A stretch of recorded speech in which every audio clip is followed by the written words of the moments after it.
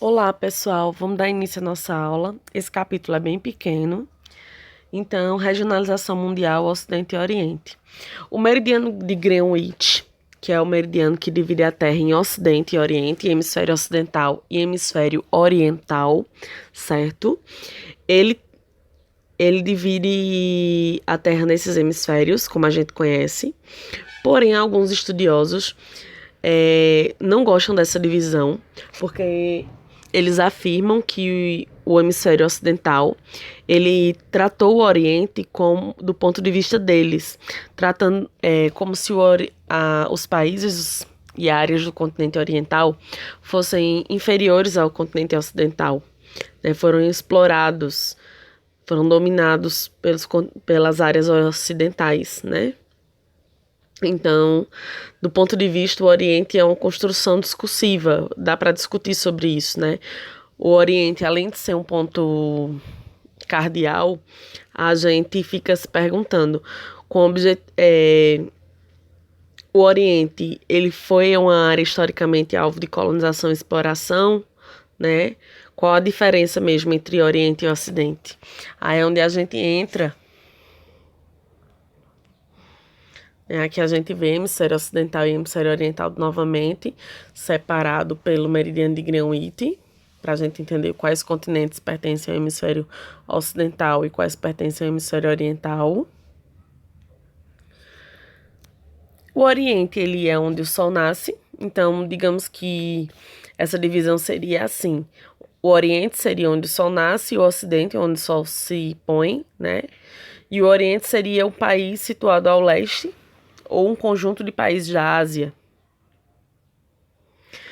O Ocidente ele teve muita influência da cultura greco-romana, né?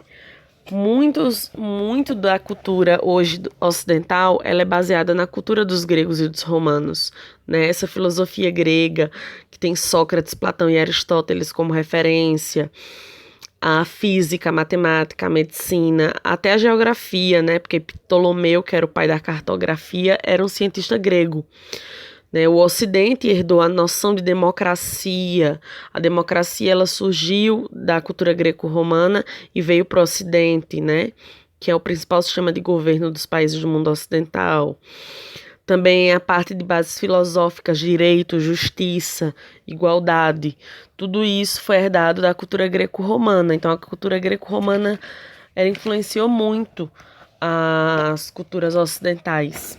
Há uma diferença muito grande entre a cultura ocidental e a cultura oriental, né? Entre os países ocidentais e orientais. Esse período das grandes navegações ele foi de muita importância. Só que há essa influência, né? O período das grandes navegações, no começo, para eles só existiam 3 continentes: Europa, Ásia e África. Então, a partir do século XVIII, por aí, foi que houve um renascimento do comércio, aumentou o fluxo de pessoas nessas navegações, e eles começaram a obter novos territórios, novos conhecimentos, mudando assim a regionalização do espaço geográfico mundial.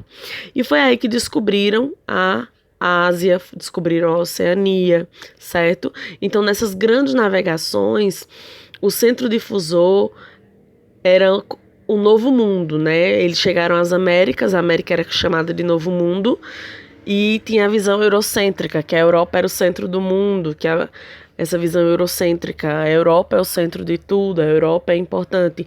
E da Europa saiu essa exploração para o resto do mundo. Os europeus exploraram, foram quase 300 anos de exploração dos portugueses no Brasil, na América, né? Então esse imperialismo europeu, ele chegou no Oriente também. A colonização da Ásia e da Oceania no século XIX foi fundamental para essa divisão de Oriente e Ocidente, né? Os colonizadores dos países europeus, eles chegaram na metade do século XVIII e buscavam novas áreas de exploração. Então, eles chegaram no Oriente, né? E começaram a acumular riquezas, explorar. Foi aí que essa separação entre a Ásia e a Oceania começaram a ser exploradas por alemães, ingleses, holandeses, franceses, né? Japoneses.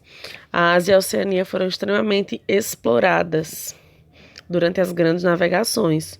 Foram continentes muito explorados. Então, aqui para a gente ver no mapa a Ásia e a Oceania, que também foram muito exploradas durante as grandes navegações. Beijo, pessoal!